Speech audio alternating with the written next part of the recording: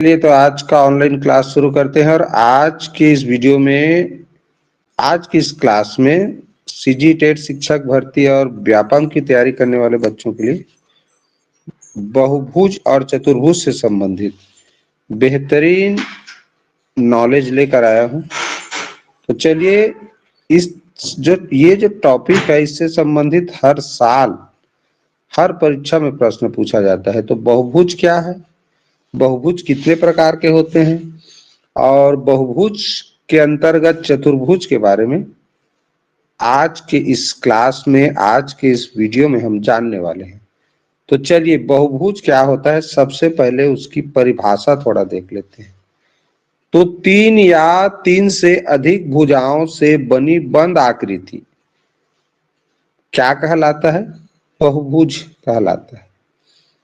पहला शर्त क्या है, तीन या तीन से अधिक। इसका मतलब क्या हुआ कि दो भुजाओं से मिलकर कभी भी बंद आकृति नहीं बनाया जा सकता। बंद आकृति बनाने के लिए कम से कम तीन भुजा, तो ऐसे ऐसे चीजों को याद रखना है। तो बहुभुज के लिए कितना, कम से कम तीन भुजा चाहिए, और तीन से अधिक आगे जितना भी हो सकता है।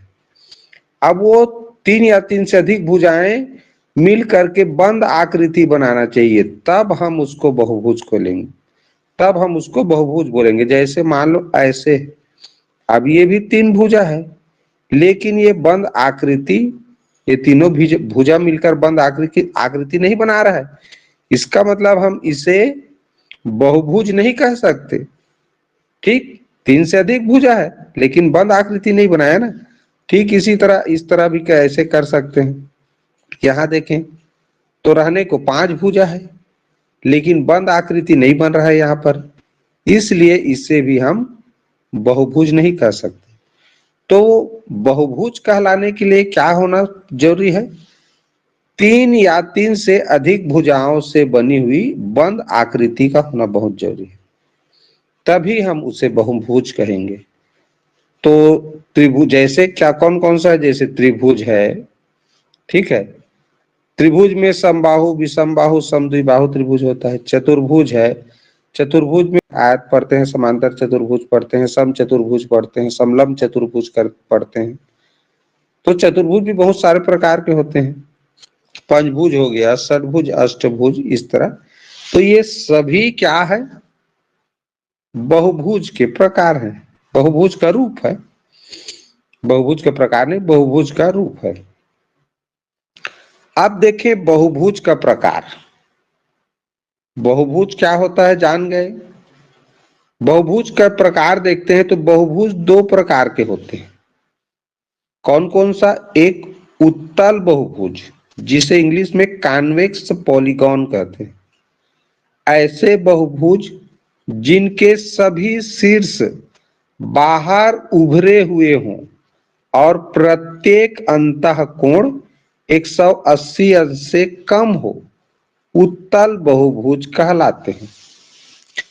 तो ये जो गणित का टॉपिक है ना, इसमें ये ज्यादातर हम पढ़कर जब गुजर जाते हैं, आगे बड़ी कक्षा हम चले जाते हैं, ये 8वीं कक्षा के कोर्स का है। अब 8वीं से बड़े कक्षा हम चले जाएंगे तो वहां पर ये सब सुनने को नहीं मिलता, इसलिए ऐसा ऐसा चीज याद नहीं रहता कि उत्तल बहुभुज। और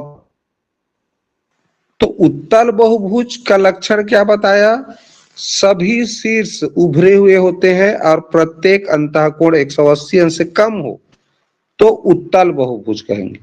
जैसे देखो यहाँ पर ये तीन आकृति हमको नजर आ रहे हैं। तो ये देखो, ये क्या है, ए बी सी शीर्ष बिंदु है, और इसी को क्या कहेंगे, शीर्ष कहेंगे। तो ये शीर्ष देखिए उभरा हुआ, उठा हुआ है, और ये पंचभुज में भी उठा हुआ है, ये जो अष्टभुज है उसमें भी उठा हुआ है, आइए चतुर्भुज है उसमें भी उठा हुआ है। तो ये उत्तल बहुभुज कहलाएंगे। ठीक, अब देखें उत्तल का विलोम विपरीतार्थक होता है अवतल बहुभुज, कान्वेक नहीं, कॉनकेव पॉलीगॉन।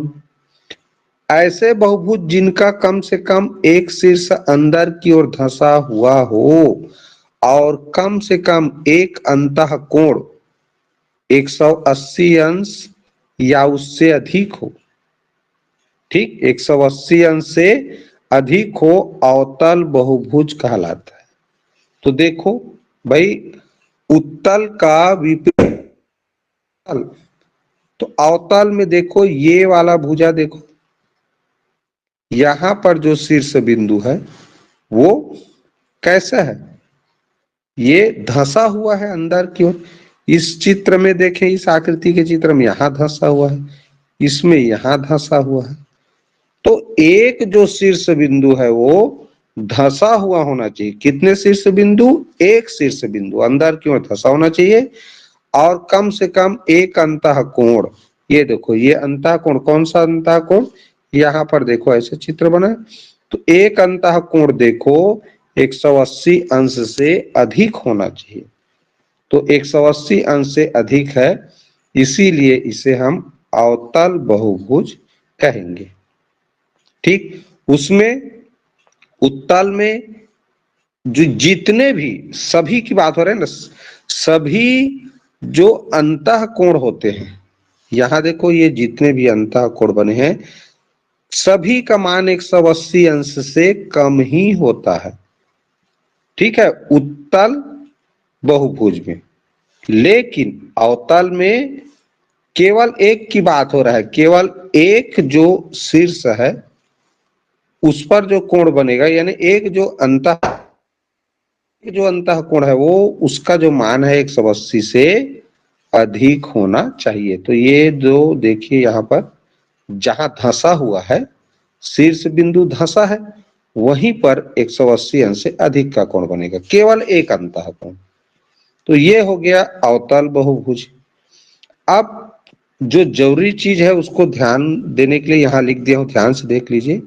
किसी भी बहुभुज में शीर्षों की संख्या, भुजाओं की संख्या एवं कोणों की संख्या समान होती है। ये इंपॉर्टेंट चीज है, जो नोट करके लिखा हुआ हूं उसे जरूर याद रखना है। जैसे उदाहरण के रूप में सोचिए, ये जैसे त्रिभुज है, तो ये त्रिभुज है, तो देखो इसमें 3 शीर्ष बिंदु होते हैं। ये जो ए बी सी डी लिखते हैं, ए बी सी, ये ए बी सी क्या होता है, ये शीर्ष बिंदु का तो नाम है, और 2 शीर्ष बिंदुओं को मिलाने वाली जो रेखा है ये कहलाता है भुजा। और भुजा का नामकरण शीर्ष बिंदुओं के नाम से होता है। जैसे ये ए बी भुजा कहलाएगा, इसको देखेंगे तो ये ए सी भुजा कहलाएगा, और इसको देखें तो ये बी सी भुजा कहलाएगा।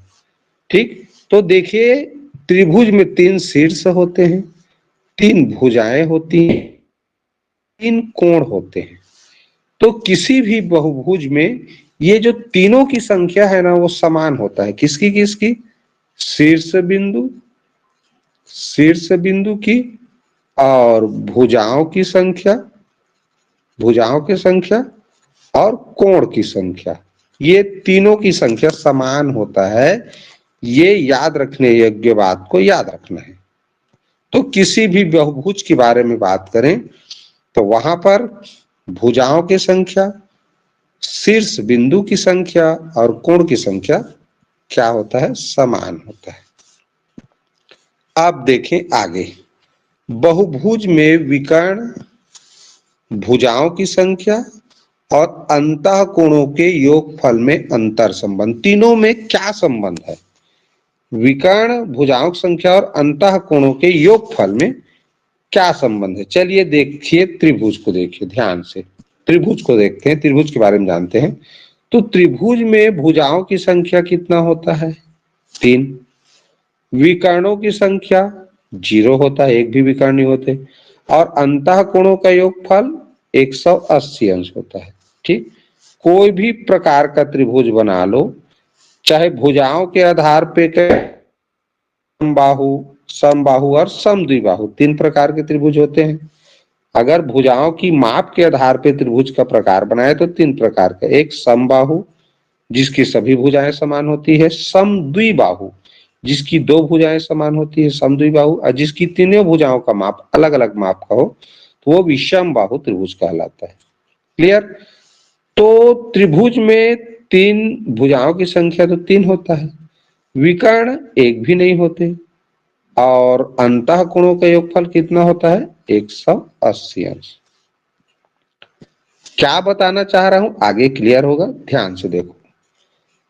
चतुर्भुज, तो चतुर्भुज में भुजाओं की संख्या 4 होता है, विकर्णों की संख्या 1 होता है, अंतः कोणों का योगफल तो 180 गुणित 2 बराबर 360 अंश होता है।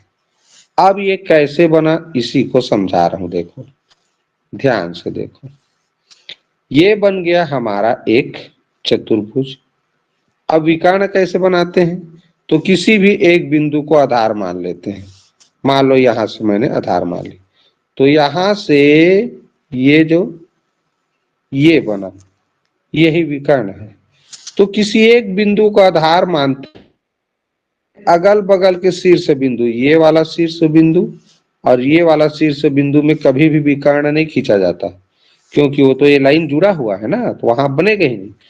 तो किसी भी बिंदु के अगल बगल के शीर्ष बिंदु को छोड़ के और जो शीर्ष बिंदु बचता है उसी के साथ सीधा जो लंब सीधी जो दूरी है तो वही कहलाता है विकर्ण। तो देखो एक आयत में एक विकर्ण खींचते बना एक ही बिंदु से, अगर अन्य बिंदु से खींचे तो एक और विकर्ण बन जाएगा, लेकिन एक ही बिंदु से तो कितना विकर्ण बना? एक विकर्ण। अब देखो ये कितना तो त्रिभुज बन गया? 2 त्रिभुज बन गया है, बना ना। यहां से एक त्रिभुज ऐसे ये हो गया और दूसरा त्रिभुज यहां से ऐसे, ये देखो। तो एक आयत में जब हम किसी एक बिंदु से विकर्ण खींचे तो आयत कुल 2 त्रिभुज में बंट गया। और अभी मैंने बताया है क्या कि एक त्रिभुज के तीनों अंतः कोणों का योगफल 180 अंश होता है। तो आयत में तो 2 तो त्रिभुज हो गया, तो दोनों त्रिभुज 180 अंश 180 अंश का होगा। तो 180 अंश और 180 अंश को 2 बार जोड़ने के बजाय 2 से गुणा करें कितना होगा? 360। किसी भी प्रकार का चतुर्भुज हो, सभी में अंतः कोणों का योगफल 360 अंश का होता है। क्लियर। तो यहां पर चाहे बहुभुज कोई भी हो, याद रखो, चाहे पंचभुज हो, षटभुज हो, सप्तभुज हो, अष्टभुज हो, भुजाओं की संख्या, कितने भुजा हैं, भुजाओं की संख्या में से क्या करना है? 2 कम कर देना है। 2 कम करने के बाद उसे 180 से गुणा कर देना है, तो हमको अंतः कोणों का योगफल मिल जाएगा उस बहुभुज का, अंतः कोणों का योगफल। तो किसी भी बहुभुज के अंतः कोणों का योगफल पूछे, चाहे पंचभुज हो, षटभुज हो, सप्तभुज हो, अष्टभुज हो, 10 भुज हो, तो क्या करना है? जितना भी भुजा की संख्या उसमें 2 कम करके 180 से गुणा करना है। 180 क्या दर्शाता है कि उसमें कितने त्रिभुज बनेंगे, ये दर्शाता है। एक चित्र से और अच्छे से स्पष्ट कर देता हूं। जैसे मैं एक पंचभुज का चित्र बनाया, अब पंचभुज से देखना विकर्ण खींच रहा हूं मैं, तो मैंने क्या बोला था? जहां से खींचेंगे वहां अगल बगल को छोड़ना है, तो यहां से यहां जुड़ेगा, यहां से यहां जुड़ेगा। जिस बिंदु को आधार मान रहे हैं उसके अगल बगल के शीर्ष बिंदु में नहीं खींचा जाता, क्योंकि उससे तो भुजा के द्वारा जुड़ा है वो। ठीक। तो इस तरह देखो पंचभुज में कितने त्रिभुज बने? 3 त्रिभुज, 1 2 3। तो भाई एक त्रिभुज 180 अंश का होता है, तो पंचभुज में 3 त्रिभुज बने, तो 180 तिया 18 तिया 54 यानी 540 अंश। इस तरह देखें तो किसी भी बहुभुज में भुजाओं की जितनी संख्या है उससे हमेशा 2 कम ही त्रिभुज बनेंगे। अगर अष्टभुज है तो 6 त्रिभुज उसके अंदर बनेंगे, तो 6 त्रिभुज, तो एक त्रिभुज का 180 अंश होता है अंतः कोण का योगफल।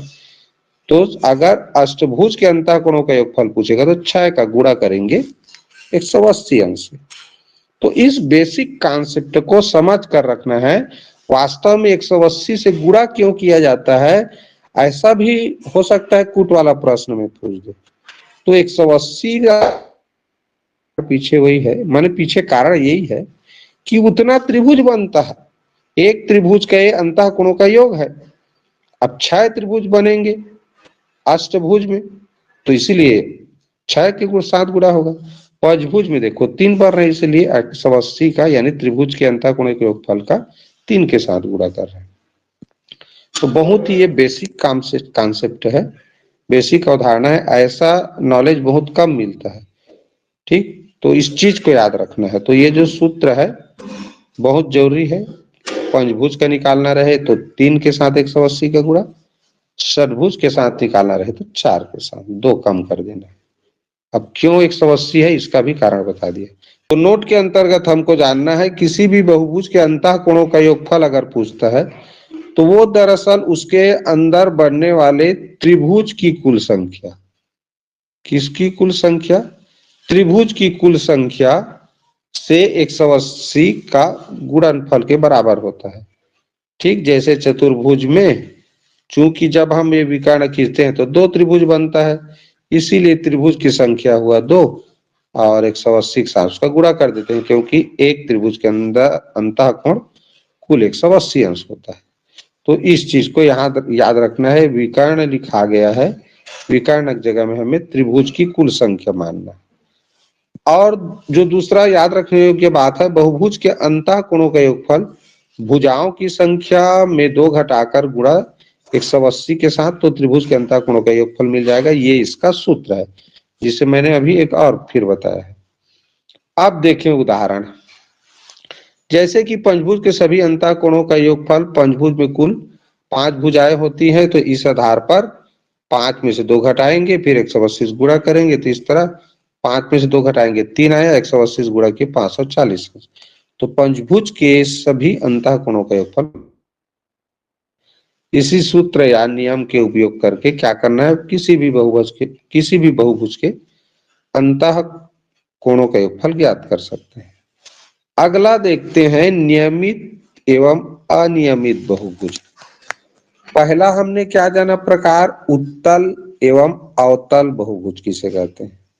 अब देखें नियमित एवं अनियमित बहुभुज क्या होता है। तो जब बहुभुज में सभी भुजाएं एवं कोण आपस में बराबर होते हैं तो उसे सम बहुभुज या नियमित बहुभुज कहते हैं। नियमित बहुभुज के 2 नाम है ना, सम बहुभुज या नियमित बहुभुज। जैसे चतुर्भुजाकार बहुभुजों में वर्ग एक नियमित बहुभुज है। अब वर्ग नियमित बहुभुज क्यों हुआ, क्योंकि नियमित बहुभुज का परिभाषा क्या कह रहा है, यहाँ देखो भुजा भी समान होना चाहिए और कोण भी समान होना चाहिए। तो वर्ग में देखो चारों भुजा समान माप की होता है और चारों कोण 90-90 अंश का होता है ना भाई। तो कोण भी आपस में एक बराबर माप का हो और भुजाओं की जो माप है वो भी एक बराबर हो, छोटा बड़ा मत, तब कहलाएगा वो नियमित बहुभुज या कह सम बहुभुज। ठीक, तो सम बहुभुज और नियमित बहुभुज उसे कहेंगे जिसकी भुजाएं भी आपस में समान माप की हो और कोण भी बराबर माप का हो। तो वर्ग नियमित चतुर्भुज का उदाहरण है। ठीक, और शेष जितने भी हैं वो अनियमित बहुभुज हो गए। सम पंचभुज देख लेते हैं। सम पंचभुज शब्द आ जाता है कभी कभी परीक्षा में। तो जिस पंचभुज की सभी भुजाएं एवं कोण बराबर होते हैं, भाई नियमित बहुभुज का परिभाषा ही कह रहा है कि अगर पंचभुज है तो 5 भुजाएं होती है तो पांचों भुजा बराबर माप का होना चाहिए और 5 कोण होंगे उसमें तो पांचों कोण भी एक बराबर माप के होंगे, तभी सम पंचभुज कहेंगे। उसी तरह सम षटभुज भी हो सकता है, सम अष्टभुज भी हो सकता है। सम अष्टभुज है तो 8 भुजा का माप समान होना चाहिए, 8 कोण का माप भी समान होना चाहिए, तब हम सम अष्टभुज कहेंगे। तो ऐसे ही सभी सम बहुभुज की परिभाषा भी बना सकते हैं इसी के आधार पे। अब देखें अनियमित बहुभुज क्या है। तो ऐसे बहुभुज जिनकी भुजाओं एवं अंतःकोणों के माप अलग अलग होते हैं उन्हें अनियमित बहुभुज कहते हैं। ठीक, जैसे मान लो ये आयत है, कोण तो एक बराबर है, चारों कोण आयत का बराबर होता है, लेकिन चारों भुजा आपस में बराबर नहीं है। कोण तो बराबर हो गए लेकिन चारों भुजा आपस में बराबर नहीं है, इसलिए हम इसे अनियमित बहुभुज कहेंगे। ठीक, जैसे एक त्रिभुज भी होता है, समबाहु त्रिभुज। क्या होता है? समबाहु त्रिभुज। तो समबाहु त्रिभुज में तीनों भुजा का माप समान होता है और तीनों कोण का माप भी समान होता है, वो 60-60 अंश के होते हैं। कितने कितने अंश के होते हैं? 60-60 अंश के। तो समबाहु त्रिभुज भी एक तरह का सम क्या है? समबहुभुज का उदाहरण है, क्योंकि इसमें तीनों कोण और तीनों भुजा भी बराबर है, तो भुजाएं भी बराबर है, कोण भी बराबर है। ठीक है, तो जैसे वर्ग समबहुभुज का उदाहरण है ना, वैसे ही समबाहु त्रिभुज भी क्या है? समबहुभुज का उदाहरण है, या नियमित बहुभुज का उदाहरण कह सकते हैं। ठीक, तो ये हो गया, तो नियमित अनियमित बहुभुज जान गए। अब विभिन्न प्रकार के समांतर चतुर्भुज के बारे में जानते हैं।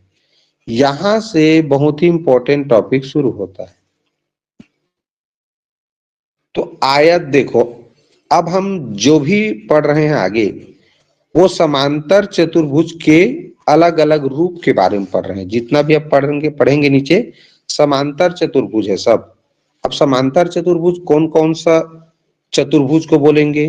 तो सबसे पहला नंबर आता है इसमें आयत का।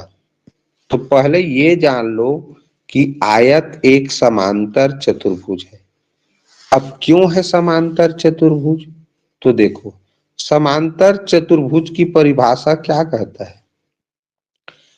तो समांतर चतुर्भुज की जो परिभाषा है वो कहता है कि आमने सामने की जो भुजा है वो समांतर होते हैं, यानी एक दूसरे को प्रतिच्छेद कभी नहीं करते। आमने सामने की, जैसे इसके सामने ये है, इसके सामने ये है, इसके सामने ये है, इसके सामने ये है। तो ये आमने सामने की जो भुजा है वो कभी भी क्या होता है? सम्मुख भुजा भी बोलते हैं इसको। क्या बोलते हैं? सम्मुख भुजा। तो सम्मुख भुजा समांतर होते हैं, चाहे इसको ऐसे बना दो, इस तरह भी रहता है, ये भी समांतर चतुर्भुज है। ठीक, तो समांतर चतुर्भुज के बारे में चलिए जानते हैं। तो उनमें पहला पढ़ते हैं आयत। तो सम्मुख भुजाएं क्या होता है? होती हैं, तथा सम्मुख कोण बराबर होते हैं। आयत में तो चारों कोण, आयत में चारों कोण क्या होता है? बराबर होता है। देख लो, चारों कोण 90-90 अंश का होता है आयत में। और सम्मुख भुजाएं, इस ये आपस में सम्मुख भुजाएं हैं और ये दोनों आपस में सम्मुख भुजाएं हैं। तो सम्मुख भुजाएं समांतर होती हैं और चारों कोण भी 90-90 अंश का होता है। किसके? आयत का। ठीक, और इसका खासियत क्या है? तो विकर्ण बराबर एवं एक दूसरे को समद्विभाजित करते हैं। मान लीजिए मैं इसका विकर्ण खींचूं, क्या खींचूं? विकर्ण खींचूं ऐसे करके, ये ऐसे विकर्ण बना दूं, तो ये जो विकर्ण है, ये जो विकर्ण है, एक को दूसरे कलर में करके देता हूं। ठीक है, ये जो विकर्ण है नीला वाला, ये लाल रंग के विकर्ण को दो बराबर भाग में यहां से बांट रहा है। ठीक, तो यहां समद्विभाजित करता है। समांतर चतुर्भुज में एक याद रखो, हमेशा समद्विभाजित करता है, माने दो बराबर भागों में तोड़ता है, बांटता है वहां से। ठीक, तो गुलाबी रंग के विकर्ण को नीला वाला, नीला रंग के विकर्ण को गुलाबी रंग का विकर्ण क्या कर रहा है? दो समान भागों में वो बांट रहा है यहां से। इसी को कहते हैं समद्विभाजित करता है। ठीक, तो ये आयत से संबंधित हो गया। अब आयत के बाद आते हैं समांतर चतुर्भुज। अब ये आयत को ही थोड़ा सा पिचका दो तो वही बन जाता है समांतर चतुर्भुज। देखो आयत के बाद समांतर चतुर्भुज पढ़ाने के पीछे कारण क्या है कि आयत से ही समांतर चतुर्भुज बना है। ये थोड़ा सा देखो टेढ़ा कर दिया गया आयत को। अब इसमें देखो विकर्ण अगर खींचते हैं ऐसे, चतुर्भुज में भी विकर्ण एक दूसरे को समद्विभाजित करते हैं। चलिए अब थोड़ा सा नोट, आयत और समांतर चतुर्भुज में मुख्य अंतर यह होता है कि आयत के चारों कोण समकोण होते हैं जबकि समांतर चतुर्भुज के चारों कोण समकोण नहीं होते। ये याद रखना है। आयत के चारों कोण समकोण होते हैं, 90-90 अंश का होता है, जबकि थोड़ा सा पिचका दिया जाए उसको तो समांतर चतुर्भुज बनता है, तो उसका चारों कोण समकोण नहीं होता। तो अंतर को जानना बहुत जरूरी है। दूसरा अंतर क्या है, आयत के विकर्ण बराबर होते हैं जबकि समांतर चतुर्भुज के विकर्ण बराबर नहीं होते। दोनों विकर्ण छोटे बड़े होते हैं। ठीक, तो आयत के विकर्ण बराबर नहीं होते, आयत के विकर्ण बराबर होते हैं लेकिन समांतर चतुर्भुज के विकर्ण बराबर नहीं होते। थोड़ा सा ऐसे सोचे ना, ऐसे ये ऐसी है मान लो, तो इसका ये वाला विकर्ण देखो लंबा हो रहा है, ठीक, और ये वाला विकर्ण के बारे में सोचें, क्या हुआ ना।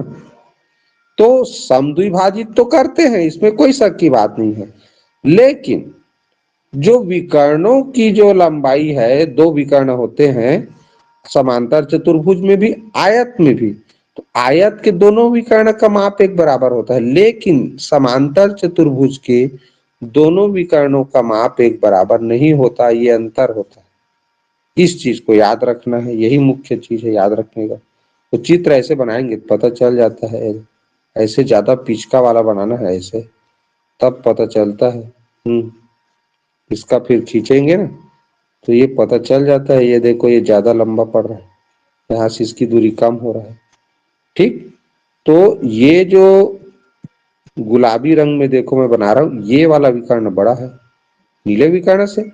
तो समांतर जो चतुर्भुज होता है उसमें विकर्णों की जो माप है, दो विकर्ण होते हैं वो अलग अलग माप के होते हैं, दोनों समान नहीं होते लेकिन समद्विभाजित करते हैं, ये सही है। अगला देखें, सभी आयत समांतर चतुर्भुज कहलाते हैं, ये भी याद रखना है। सभी आयत को समांतर चतुर्भुज हम कह सकते हैं, जबकि जबकि आ गया सभी चतुर्भुज आयत, सभी समांतर आयत नहीं होते। हम आयत को समांतर चतुर्भुज कह सकते हैं। क्यों कह सकते हैं? क्योंकि समांतर चतुर्भुज का परिभाषा क्या कहता है, आमने यानी सम्मुख भुजा समांतर होते हैं तो देखो है आयत का, और सम्मुख कोण बराबर होता है तो है सम्मुख कोण बराबर। दो ही शर्त है समांतर चतुर्भुज कहलाने के लिए। पहला, सम्मुख भुजा समांतर होना चाहिए, तो आयत में सम्मुख भुजा समांतर है, ठीक ये। और सम्मुख कोण भी सब बराबर होना चाहिए, तो सम्मुख कोण बराबर है आयत में, तो ये भी 90 ये भी 90, ठीक। और एक दूसरे को समद्विभाजित करना चाहिए, जो विकर्ण है क्या करना चाहिए, समद्विभाजित करना चाहिए, तो समद्विभाजित कर रहा है। तीन शर्त हुआ इसमें, सम्मुख कोण बराबर, सम्मुख भुजा समांतर, और विकर्ण एक दूसरे को समद्विभाजित करे। तो तीन लक्षण, तो तीनों लक्षण आयत में हो रहा है, इसका मतलब ये समांतर चतुर्भुज है आयत। लेकिन हम सभी समांतर चतुर्भुज को आयत नहीं बोल सकते, क्योंकि ये भी देखो एक ये समांतर चतुर्भुज है लेकिन इसको आयत नहीं बोल सकते क्योंकि यहां पर चारों नहीं है, ठीक। तो ये चीज को याद रखना है कि सभी समांतर चतुर्भुज आयत नहीं होता, लेकिन सभी आयत समांतर चतुर्भुज हो सकता है। अब आगे देखें, सम्मुख कोण बराबर यानी प्रत्येक कोण 90 अंश का होता है। विकर्ण एक दूसरे को समकोण पर समद्विभाजित करते हैं। किसकी बात कर रहे हैं, वर्ग की। तो वर्ग की जो सम्मुख भुजाएं हैं क्या होता है, बराबर होता है। चारों भुजाएं बराबर होती है जहां और समांतर होती है। सम्मुख कोण बराबर प्रत्येक कोण 90 अंश का होता है। विकर्ण एक दूसरे को समकोण पर समद्विभाजित करते हैं। तो जो वर्ग होता है, वर्ग की जो आकृति होता है, तो वर्ग की आकृति की एक खासियत है, ये चारों कोण तो 90-90 अंश का होता ही है, वो यहां पर ये अंदर में भी ये 90-90 अंश का, ये 90-90 अंश पर काटते हुए एक दूसरे को प्रतिच्छेद करते हैं, जो विकर्ण होते हैं। ठीक, तो एक वर्ग भी क्या है, एक आयत है, ये भी याद रखना ना, जरूरी चीज की। वर्ग क्या है, एक प्रकार का आयत है। और चूंकि आयत एक समांतर चतुर्भुज होगा। क्यों समांतर चतुर्भुज होने का लक्षण क्या है? सम्मुख भुजा समांतर होना चाहिए तो है, सम्मुख कोण बराबर होना चाहिए तो है, और विकर्ण एक दूसरे को समद्विभाजित करना चाहिए तो कर रहा है। ठीक, तो उससे क्या अंतर है? केवल आयत समद्विभाजित तो करता है विकर्ण को, लेकिन यहां पर कोण निश्चित नहीं रहता उसमें। लेकिन वर्ग में यहाँ 90 अंश का कोण कोना में भी बनता है, और विकर्ण भी एक दूसरे को 90 अंश के कोण से काटते हैं। ये चीज याद रखना, ये इंपॉर्टेंट है इसमें। अब देखते हैं ये वर्ग का आकृति का चित्र है। अब देखें, वर्ग से बनता है समचतुर्भुज। उसको थोड़ा पिचका दो, ठीक, ऐसे करके थोड़ा पिचका दो, तो ये वर्ग चारों भुजा समान हो, ऐसे थोड़ा पिचका दो तो बनता है समचतुर्भुज। सम्मुख भुजाएं बराबर और समांतर होती हैं, ये तो समांतर चतुर्भुज का लक्षण है। सम्मुख कोण बराबर होते हैं, विकर्ण एक दूसरे को समकोण पर काटती हैं और समद्विभाजित करती हैं, जैसे वर्ग में होता है। वर्ग में जैसे होता है वैसे इसमें भी है। यहाँ वर्ग में भी 90 अंश का कोण बनता है विकर्णों के बीच में, क्योंकि ये वर्ग से ही बना है, वर्ग से समचतुर्भुज बना है। तो समचतुर्भुज में भी क्या होता है, ये विकर्ण आपस में एक दूसरे को 90 अंश का कोण बनाते हुए काटती हैं और एक दूसरे को समद्विभाजित भी करती हैं। इस चीज को याद रखना है। तो ये हो गया हमारा समचतुर्भुज का चित्र। तो यहां देखें, ऐसे अगर ये विकर्ण बना दें तो यहाँ 90-90 अंश का कोण बनेगा। वर्ग में भी बनता है, समचतुर्भुज में भी बनता है। ठीक है, ये बराबर एक दूसरे को विभाजित करते हैं, यानी समद्विभाजित करते हैं। अब इसमें भी कहें तो दोनों विकर्णों का माप एक समान नहीं होता। पिचका दिए तो दोनों विकर्ण का माप याद रखना छोटा बड़ा होगा, जबकि वर्ग में वही चीज, विकर्ण की लंबाई, दोनों विकर्ण की लंबाई बराबर होता है। पिचकाओगे तो देखो ये वाला बड़ा होगा विकर्ण, ये छोटा होगा। ठीक, ऐसे याद रखना है उसको। अब थोड़ा नोट यानी जरूरी चीज क्या है, तो वर्ग और चतुर्भुज में, सॉरी, वर्ग और सम चतुर्भुज मुख्य अंतर यह होता है कि वर्ग चारों कोण 90-90 अंश के होते हैं, जब यानी समकोण होते हैं, जबकि सम चतुर्भुज कोण नहीं होते। अंतर को जानना है, वर्ग से बना है सम चतुर्भुज तो क्या अंतर है। तो कोण चूंकि पिचका दिए तो 90-90 अंश का था, तो 90-90 अंश का नहीं रह जाएगा। वर्ग के विकर्ण बराबर होते हैं माप में, दो विकर्ण होते हैं दोनों बराबर, जबकि सम चतुर्भुज के विकर्ण बराबर नहीं होते। इस चीज को याद रखना है। सभी वर्ग सम चतुर्भुज कहलाते हैं।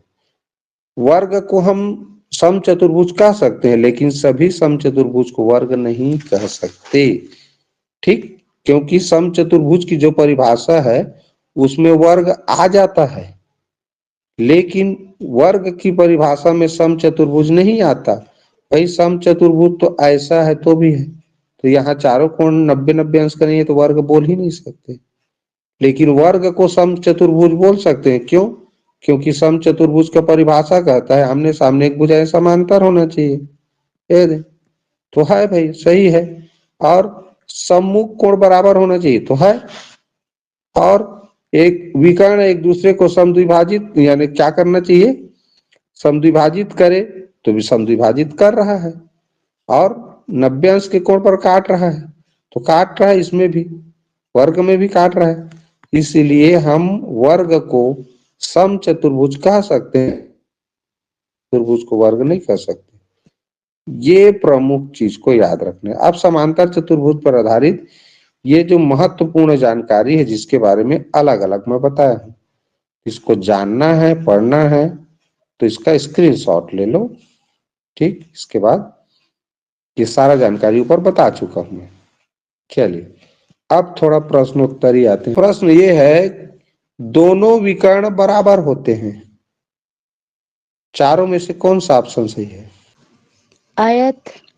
आयत बिल्कुल सही जवाब है।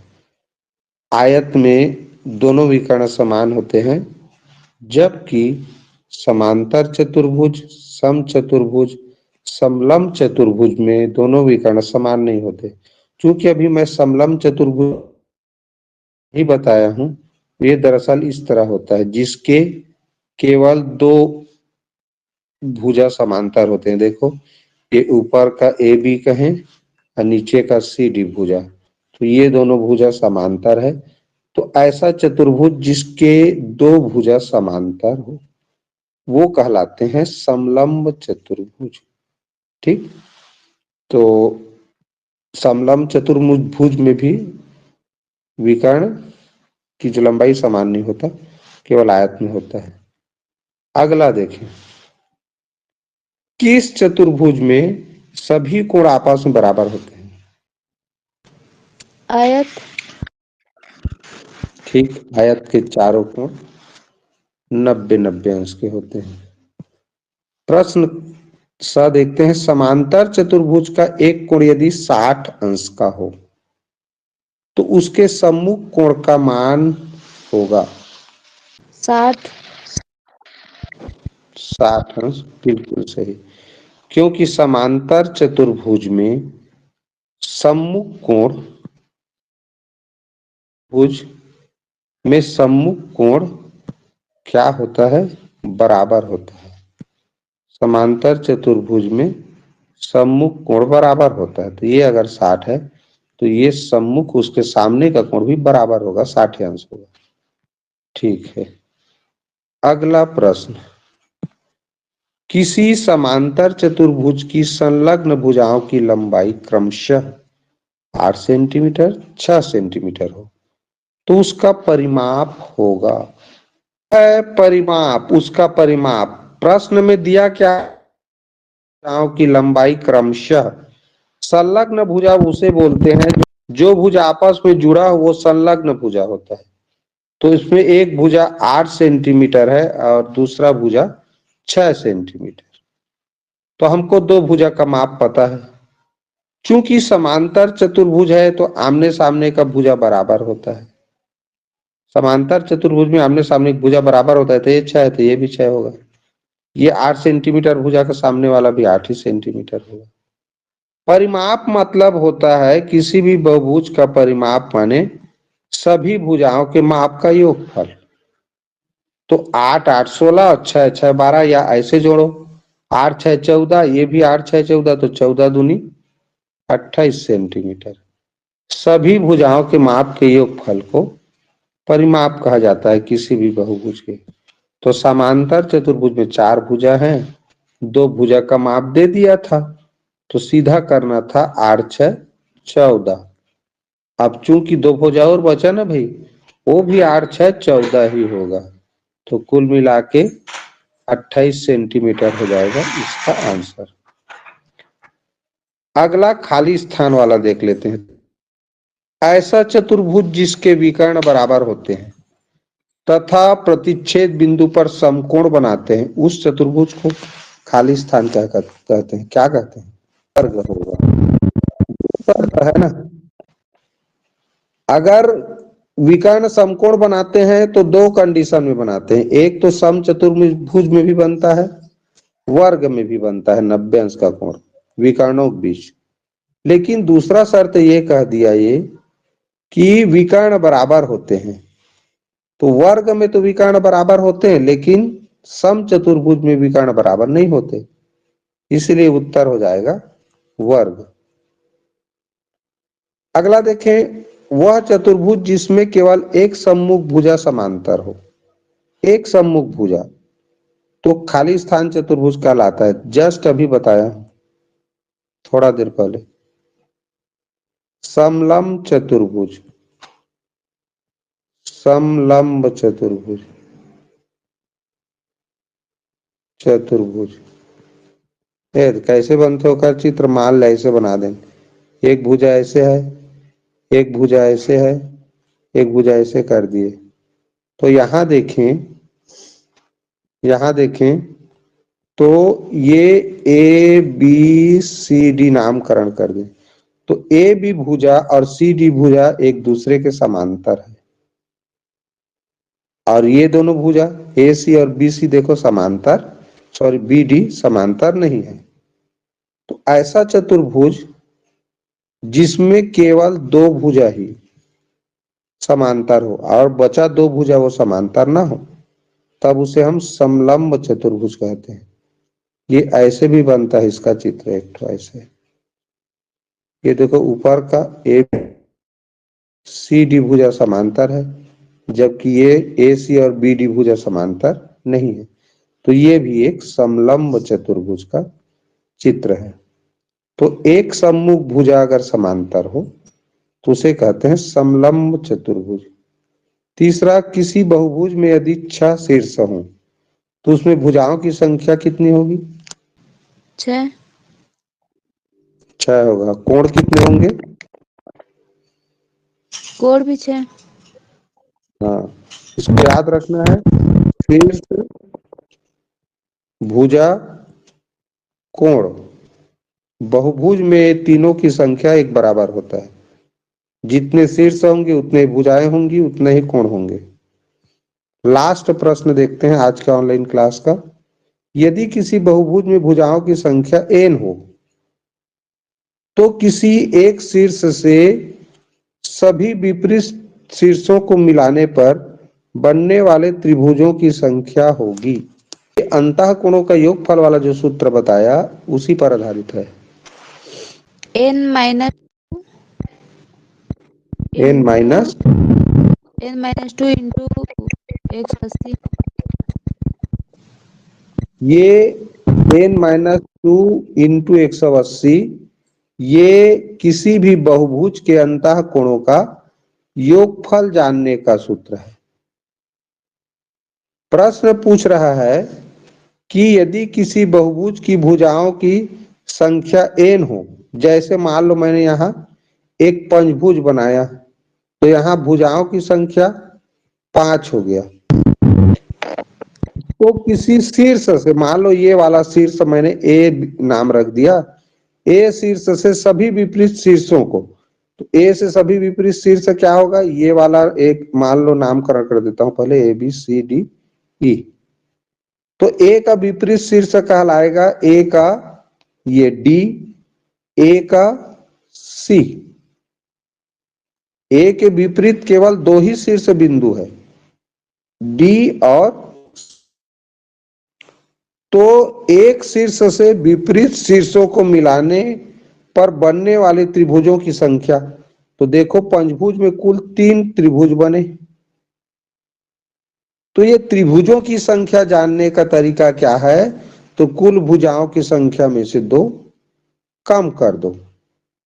तो 5 भुजा थे, 2 कम कर दिया तो 3 आया। यानी कि इससे पता चल गया कि पंचभुज में हम किसी एक शीर्ष बिंदु से उसके विपरीत जो शीर्ष बिंदु है उसको मिलाने वाली रेखा खींचेंगे, विकर्ण बनाएंगे, तो कुल जो त्रिभुजों की संख्या प्राप्त होगी वो हमेशा भुजाओं की संख्या से 2 कम ही होगा। तो त्रिभुजों की संख्या है, ये कह रहा है ये प्रश्न। ठीक, तो इस तरह से आज का जो प्रश्नोत्तरी और चतुर्भुज और बहुभुज पर आधारित जो क्लास था यहीं पर विराम देते हैं।